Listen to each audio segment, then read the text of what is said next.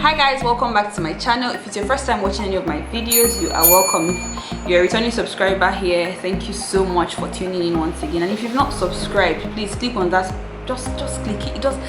It doesn't bite really. It's free. It's just as free as following someone on Instagram. So please just subscribe. I mean, let's hit the 1K this year. Anyway, so if you haven't watched the part 1 of this video, because it's a part 1 on the checklist, which is for ladies actually, but a guy can actually watch it to know the things he needs to work on. And yeah, so if you've not watched part 1, you should actually watch part 1 before coming to watch part 2, because I'll be making a lot of references to that video. Anyway, so I have to like readdress the 10 points. That's what this video is about. So first of all, before I go into this video, from the thumbnail you may have seen let's cut the guys some slack. Anyway, so I feel like I should put it out there that there's a difference between cutting some slack and lowering your standards. So lowering your standards is like the principal things that should make up the kind of person that you would want to marry. You will now say no because it's hard, or because the truth is, the fact that it is hard does not mean it is impossible. The fact that you feel like nobody can, there's no guy that is honest, that is a Christian, that goes to church, or all those things, that it is rare. In fact, it's not even rare in this modern day, but let me just use rare. The fact that it is rare does not mean that there are not people like that. So you don't have to lower your standards for anybody. If he's the one that you should get married to, he would fit your standards. So let me put it out there. And there's a difference between having standards and having standards. Let me put it like that, because there are some standards that are not standards. So at the end of the day, I feel like these things in this checklist and some more things that you may want to add should be the standard. So I have 12 things here that we talked about in the previous video, and I feel like okay, we should readdress these points, and so we'll just be jumping right into this video.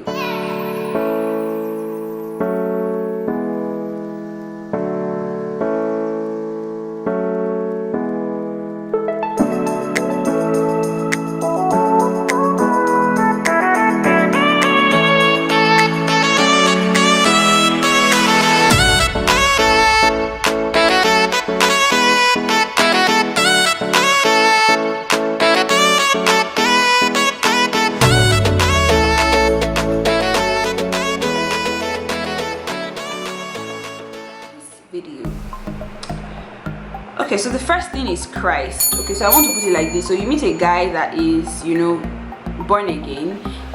He may not be all that spiritual, he may not be tongue talking and all those things, but he's willing to learn. Now he's eager to be taught to the point that you are, because the truth is, one of the things I learned from my spiritual father over time is that the fact that you have a particular training, or you've gone through a particular spiritual process that makes you at the stage where you are, does not mean that every other person is opportune to have that kind of training. So you have to calm down a bit, okay? Cut them some slack at that point in time. So if he's willing to be helped, if he's willing to grow to the process, to the point where you are, and even better and even more, and from his, I'm not saying he's willing that you are the one telling him are you willing. No, it's not are you willing. He should communicate. He may not tell you in words that I want to be where you are, or I want to obviously you're not God, you cannot be where you are. He does not want to be where you are. So it's not that he's telling you like mouth to mouth that I want to be at the stage where you are. No, it is like over time he has communicated it. It may not be in literal words, but he has communicated, or you have seen from his eagerness that okay, this person wants to learn, he wants to be better, he wants to grow more in his work with God, he wants to get to, you know, the whatever, I don't think it's a top place, but he wants to start get to like somewhere, and then he has had a consistent work with God over time, then I think it's a tick. So yeah, the next thing we talked about was submission. So if you've not watched this video, it's like I won't be explaining the things that we've explained in part 1, because I did the video with my friend. So it's not that I will be explaining it again. So you have to go to part 1 and watch it, and then you come to part 2 and cut some slack. Okay, so in submission, what I said here is that if he doesn't have a spiritual father or a mentor, is he willing to be submitted to yours? It's not that you now have to say he needs to have it too. Now I know I said it now, as long as he has a figure or more that he's submitted to and is respected, and he's respected and he's respecting, like his father, like I said in the previous video, I think it's a good thing, because it's not everybody that has the opportunity of having a spiritual father or a mentor like you have. So you need to cut him some slack at that point in time, and just when you're another thing is when you're introducing him to your spiritual father, how does he react? Does he be like, ah, now wow, another one again? If that's it, just run for your life, because just run. If he doesn't respect people you respect, that's like a point, if he doesn't respect people that you respect, it's a given that he will disrespect you someday. So what I wrote here is that if he doesn't have a spiritual father or mentor, then he must have somebody that he respects, which is his father at least.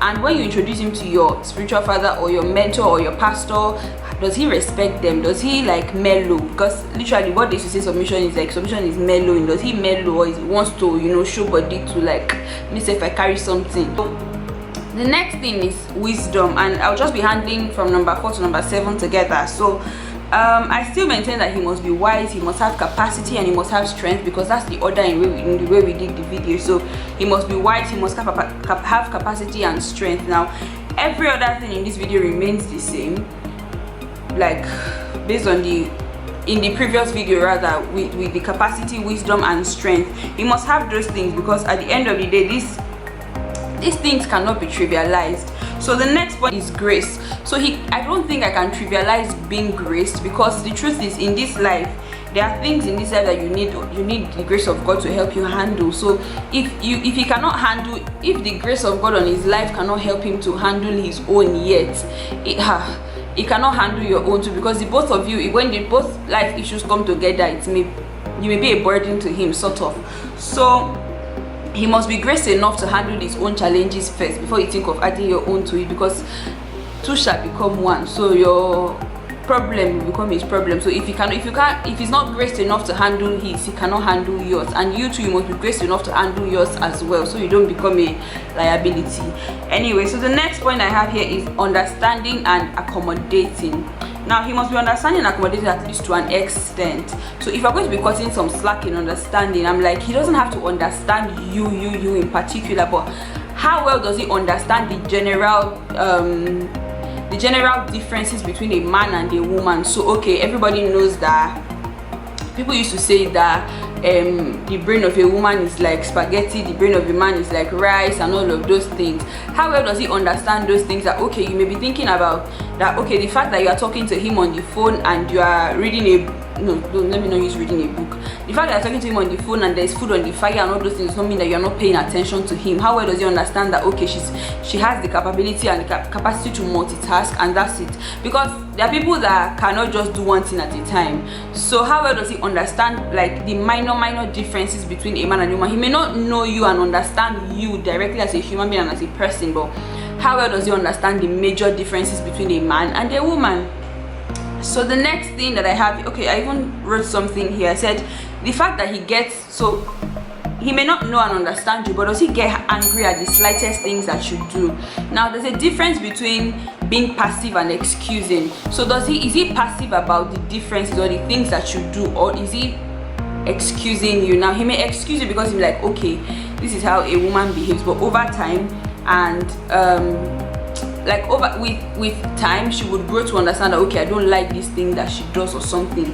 It's different from being passive. Being passive is like one day, as in it's being passive is like I just keep on for corner, one day I go show you. That's being passive, because it's like can I do this thing? It's like okay, do it. And can I go to this place? And go. I want to text this person, just hold on. And he's not complaining about all these things, but excusing you is like he understands that okay, it's like I understand. But being passive is I don't understand, and I don't even want to tell you that I don't understand, so let's just jump it and go to the next thing. So that's not a good thing anyway. So number 9 and 10 is respect and appreciate. So I put them together, respect and appreciate. So he must respect you, he must appreciate you. I don't think I can cut some slack here, because it is general and basic knowledge. I think that number 4 to number 7, and then number 9 and 10 that I put together, which is wisdom, capacity, strength, and respect and appreciation. He must be able to, he should be wise, he should have capacity, because he needs to, because these 5 things are things that you do in your everyday life. It's not that we have to cut some slack there. If you're not wise, I don't think you can survive. You may survive, but you go through a lot of challenges that you would have just easily done if you had wisdom, and wisdom is from God anyway. I will not dispute that. So capacity and strength is, you need these things in everyday life. So you cannot say, let's cut some slack then. No, we're not gonna cut you some slack, bro. Work on it. Sorry. Okay, so the next point here is money, and this is like the one I wrote a long thing about on my phone. It's like a long thing. Can you see, like, from this paragraph to this paragraph, it's all about the money. Anyway, it says all about the money. Yes, all about the money. Anyway, so what I wrote here on money is this. I said, the thing is, people used to shout, I cannot marry a man that does not have a house and 2 cars. I cannot marry a man that cannot change my phone for me every year. I cannot marry a man that cannot, you know, they have so many things that they cannot, because the man does not have whatever they want him to have. So the thing is, don't set a financial bar that you have not crossed. I will say it again. Don't set a financial bar that you have not crossed. Because the thing is, people have this, I don't want to say people, but let me just say we, okay, so that I make it relatable. The thing is, sometimes we have standards that we ourselves have not crossed, and the key to setting standards is, if you've not crossed that standard, it's illegal for you to set that standard. So if I have not crossed the standard of he has to be working a 9-to-5 job, he has to be earning 6 million a month, I cannot set that standard. So don't set a standard that you have not crossed. Don't put a financial bar that you have not crossed. Say, he has to have a house and a car, he has to do this one. Fine, we all know that he will be the head of the home, he will be providing, but the thing to watch out for is not what he has now. Because I remember listening to I can't remember the thing I was listening to now. The woman was like, some people are following a man for a Range Rover and they don't know that that's the last car the man would ever drive. You cannot follow somebody for the car he drives. I remember listening to another thing, and the person was like, if you follow a man for the car if your standard is that he must have a car, there are many Uber drivers that have a car, and there's nothing wrong with marrying an Uber driver. No, that's not what I'm saying. But there are many taxi drivers that have a car. So is that your standard, really? If you set a standard that is what's the word, that has value, that has a monetary value, anybody can afford you. All they need to do is go and borrow money and live a fake life, and they will afford you.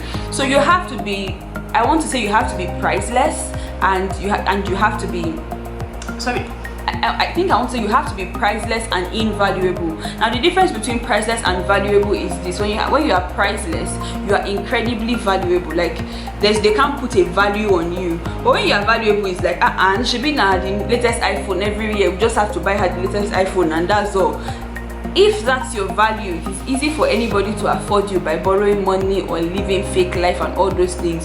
He may go and borrow the phone and give you, and then he will now. I've watched a movie before that I think the guy borrowed the phone, gave it to her, and then he now had to pretend that she was not kidnapped, she was robbed, and then they had to steal the phone back. That's a lot of drama, really. So I don't think putting price on yourself is what is key here. So I will just be reading the one I have here for you guys, because it's a long thing, and I think if I don't read this thing, I'll miss out on a lot of things I said. So I said, one thing I've realized is most times people shout, I cannot marry a man that cannot afford a house and 2 cars, and he has to have like landed properties that he has named that in advance for his children. Yeah, there are people that have these things in their head. He has to have, like, okay, we want to have 5 kids, so he has to have 5 landed properties already down before we marry, so that we know that, okay, each child has a landed property even before they were born. What's the use of it? It's good, it's an investment, but it's not necessary. So what I have here is, don't set a financial bar that you have not crossed. As long as he's working and he can feed himself and an extra mouth, then there's no problem. Continue the relationship.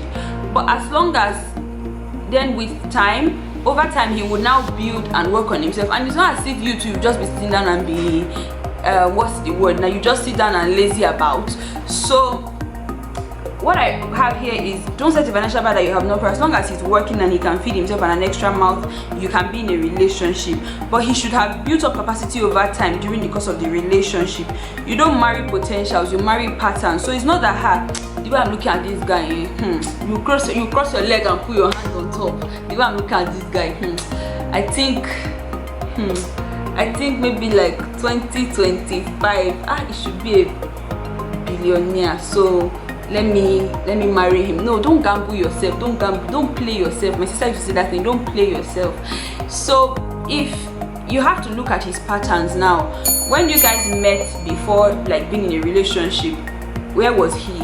Okay, now that he's talking relationship, maybe like a year later or two, has he moved like progressively? There has to be like a progression of things. Has he progressed from where he was, or is he regressing? That one is even worse. Let's not talk about that one, it's not your portion.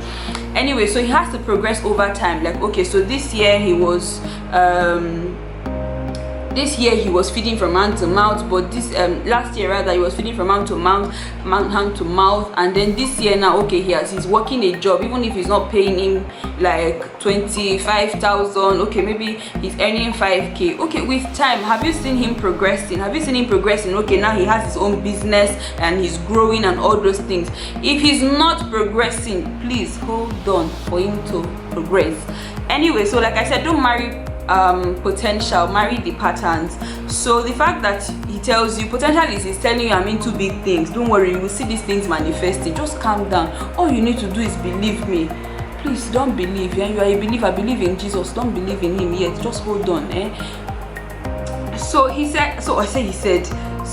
fact what I wrote here is he's telling you he's into big things, and meanwhile you see him lazying about. Now he may be telling you that I'm into big things and he's actually working on things, just that the things are not happening like immediately. That's a different case from telling you from him lazying about and not doing anything. So what I have here is he has to have a pattern of progression rather than regression. Now I once listened to a preacher that said if you say I want to marry a man that has 1 house and 2 cars at least, it means that you are setting a value on yourself, and it means that you are saying that anybody that has money can afford you. I think I said this before. So once you have a price, there's a man that can pay it. That's what the preacher said. If you have a price, then there's somebody that can pay it. There are people that will pay it, and those people are not just paying it so that because they think you are worth it. They're paying you because if you've watched movies where you see these rich men that they throw money at girls, they don't do it because they feel like she's valuable or she's worth that money. No, that's not it. They feel like that's the reason why she's hanging around. So take, it's like they don't give it to you, they throw it.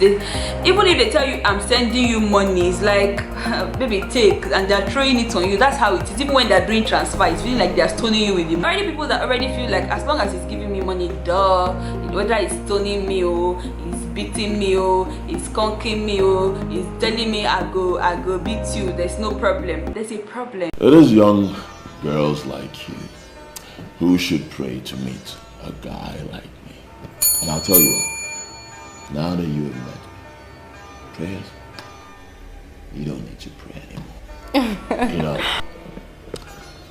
women need money, and I know women like money, and I know you like money. I'm going to show you. Like, money is not the thing that should be your standard. Now, let me not make that thing now look like everybody should be suffering. No, if you meet a guy that is like, okay, he has a good financial standing and all those things, he can feed himself, he has money, and he ticks the boxes that are not monetary. He ticks the box of respect, integrity, character, Christ, submission, direction, and all those things, appreciation. If he ticks those boxes, then they did not swear for you that you should marry poor person. So if he can afford it, then my sister, God bless you, God have favored you, you take it. So you should be part of the priceless things in his life, not the valuables. Valuable is like he's counting you among his cars, like you are the trophy wife, like you are just like that plant on my frame. Rather, it's like you're part of the valuables in the house. That's not your aim in life. No, being priceless is you have all these things in this list as well. You're not just sitting and waiting that okay, there will be a man that will come one day and be feeding all of us in the house anyway. Until then, I will count the stars. No. So you should be working as well. You should be putting food on the table as well for yourself. Anyway, if you want somebody that is putting food on the table for himself, you should be putting food on the table for yourself too. Let's leave that table for another day. So as what I wrote here is that you should be part of the priceless things in his life, not the valuables. So valuables, like I said, is car and all those things. And what I wrote here is that valuable in this context now doesn't mean valuable in this context means like he thinks you are expensive. She's high class. We give her, okay, I'll do a transfer to you now of so and so thousand. Get yourself the latest iPhone. That's not it. That one is valuable. Priceless is that he just feels like this woman is worth it. Let me give her this thing. Let me give her this. Not because you are selling yourself cheap to a guy that he now feels like a phone is what you are worth. And I'm using this phone because September is coming very soon. iPhone will release a new one. Oh my god, please somebody help me to zip my mouth. But the truth is, September is coming very soon. iPhone will release a new model, and there are still people in this thing that God will not agree that you will listen to this thing and still go and sell yourself for iPhone. Anyway, so yeah, I said your standard for any guy is a definition of who you are. So you don't have to tell them so I was saying that your standard, I don't know where I stopped in the previous video, but I was saying your standard is your standards are your definition of who you are to any guy. So when a person looks at you, or to even anybody safe, if I walk into somewhere and I see somebody that is all ras and behaving somehow and it's all about the money and she doesn't know how to talk or he doesn't know how to talk, obviously I'll cancel you in my head, like cancel. So your standard is your definition. So you can't even afford to be like, okay, joking around and be saying, if you buy me this iPhone, I can do this one for you. If I just a fine person will go buy me this iPhone like this, I will love you forever. No, that's a very, very nonsense thing to say. Clean your mouth if you said that thing. So the last thing on this list is integrity and character. Now, same thing as last week. If he thinks that slapping a lady is brain reset, please run away from your life, because it will not only reset your brain, sometimes we have to reset your leg. Maybe you will go somewhere that you say you should not go, we reset your leg, we reset your hand for touching something that I said you shouldn't touch. So integrity and character cannot be trivialized, like I said in the previous video. So I guess with that we've come to the end of this video. Feel free to add your own 2 cents or your controversy or whatever you think in the comment section. I will be replying everybody. And with that we've come to the end of this video. Do give this video a thumbs up if you like to see more on things like this. Anyway, I'm saying things like this because it was quite creepy when I was writing the things I wanted to talk about on this video, so I had to like write them down and it was quite creepy. So if you want to see things on this again, let me know in the comment section and the topic as well. So yeah, I'll see you guys in my next video. Bye. Now the thing is, he may not know his whole when you be like, what's your purpose? He may not, I say purpose, whatever, he may not know his purpose, like but there's like a car downstairs, I don't know what he's doing. Okay, so subscribe, yes, you that is watching me, so fear God, subscribe. Okay, bye guys.